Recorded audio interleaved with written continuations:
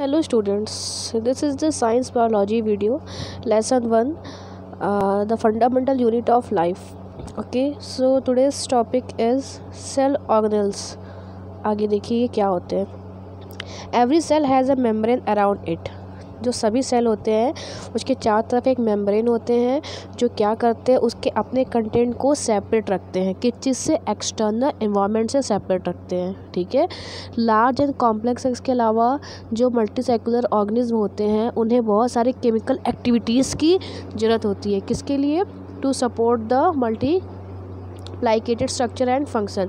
किसके लिए? इसके फंक्शन के लिए. ठीक है. और मल्टीप्लाइकेटेड मतलब डबल होने के लिए. To keep these activities of different kinds separate from each other, these cells use membrane bound. In activities को एक दूसरे से अलग रखने के लिए ये क्या यूज़ करते हैं? मेम्ब्रेन बाउंड लिटिल स्ट्रक्चर का यूज़ करते हैं. इसे ऑर्गेनल्स कहते हैं. ठीक है.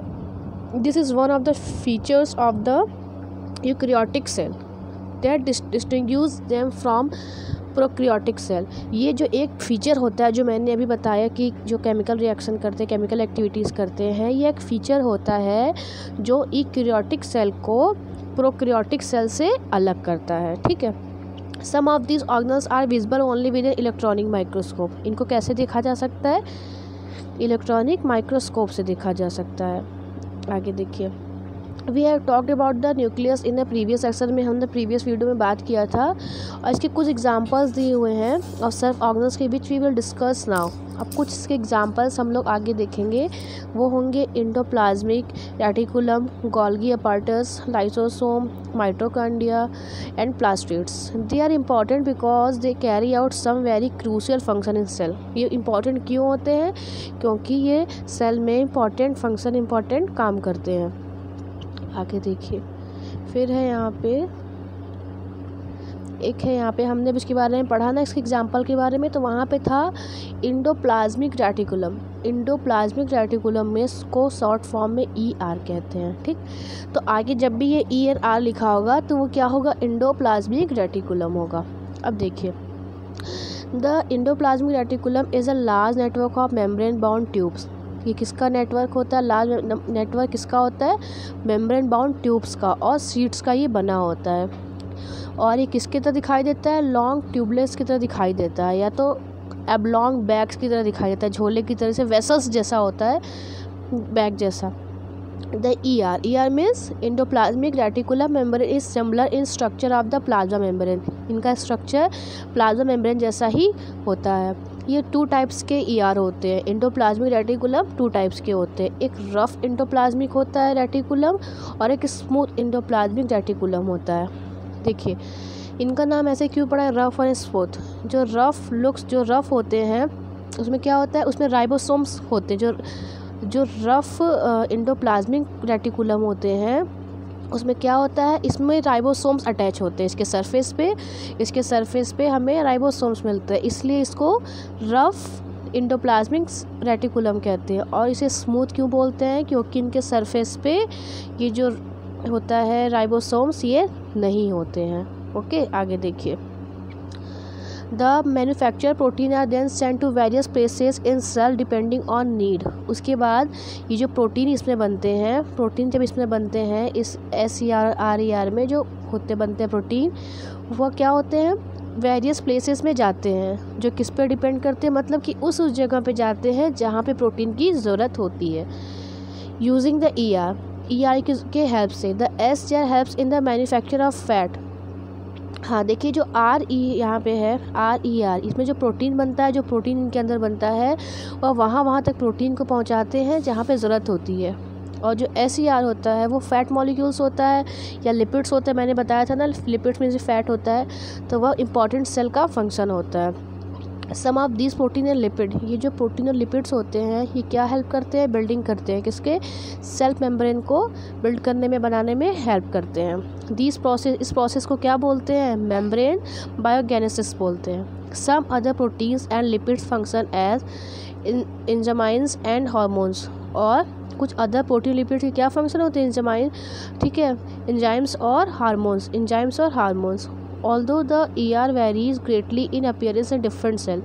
देखिए ये जो ER होते हैं ये क्या हर एक जगह पे अलग अलग होते हैं ना, मतलब हर एक सेल में अलग अलग होते हैं, लेकिन एक हमेशा ही एक बड़ा नेटवर्क सिस्टम बनाते हैं। ये देखिए नीचे एनिमल सेल के बारे में दिया है, आइए देखते हैं। ये देखिए एनिमल सेल, ये है रफ एंडोप्लाज्मिक रेटिकुलम, ये है स्मूथ एंडोप्लाज्मिक रेटिकुलम। मैंने बताया था इसमें राइबोसोम्स होते हैं रफ में, इसलिए इनका सरफेस में जो राइबोसोम्स होते हैं इसलिए रफ होते हैं, इनमें राइबोसोम्स नहीं होते इसलिए स्मूथ होते हैं। और ऐसा नहीं है कि इनके अंदर ही राइबोसोम्स होते हैं, राइबोसोम्स का एक अपना अलग भी पार्ट होता है। ये है माइटोकॉन्ड्रिया, इसे पावर हाउस बोला जाता है सेल का, क्योंकि ये एनर्जी प्रदान करती है, एनर्जी स्टोर मतलब एनर्जी देती है।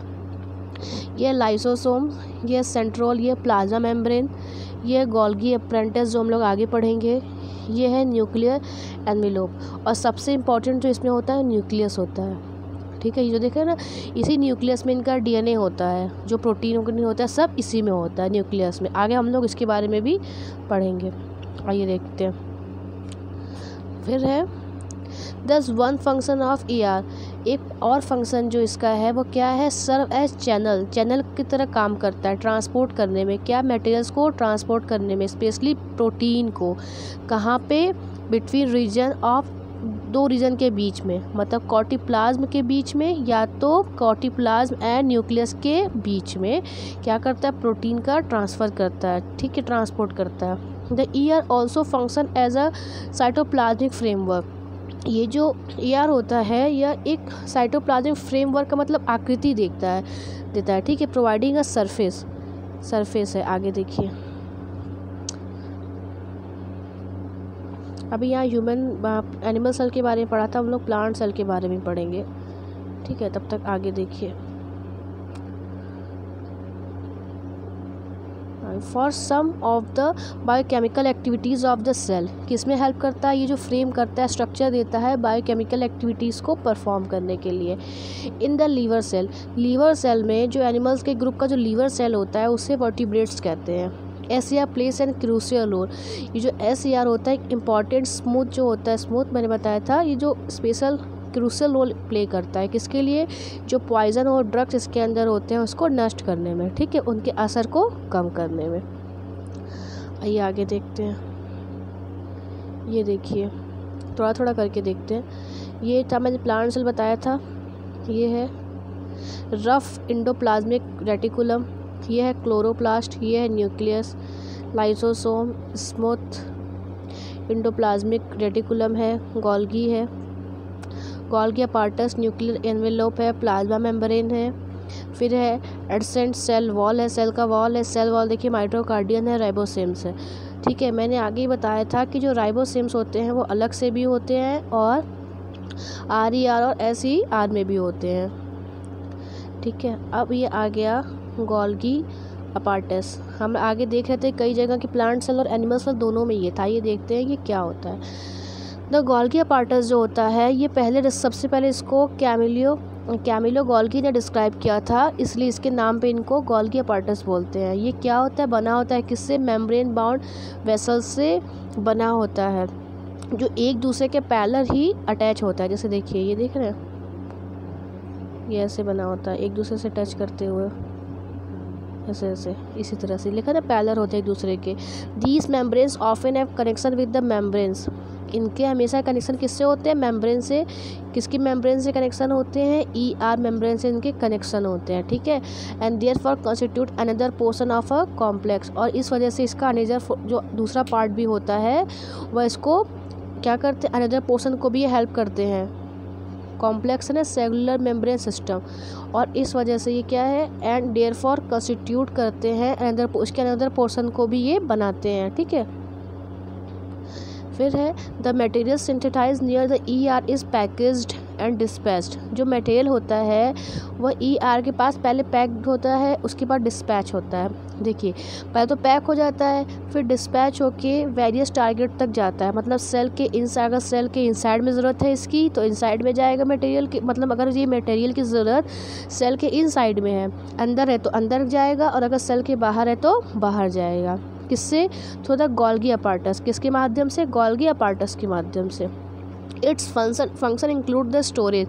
इसका जो फंक्शन है वो क्या इंक्लूड करता है, मतलब क्या क्या काम करता है, स्टोरेज का, मॉडिफिकेशन का और पैकेजिंग ऑफ प्रोडक्ट का काम करता है वेसल्स में। इन सम केसेस कॉम्प्लेक्स शुगर्स में be made from simple sugars in Golgi apparatus. और गोल्गी अपार्टस में जो सिंपल शुगर होते हैं वो कॉम्प्लेक्स शुगर भी बनाते हैं। आगे देखिए, the Golgi apparatus is also involve in the formation of lysosome. ये जो गोल्गी होते हैं ये किसके इन्फॉर्मेशन में, लाइसोसोम्स के फॉर्मेशन मतलब लाइसोसोम्स के बनाने में भी इन्वॉल्व होते हैं। अब ये लाइसोसोम्स क्या होता है, will study in next video. Okay student, तब तक आप इसको पढ़िए और समझिए।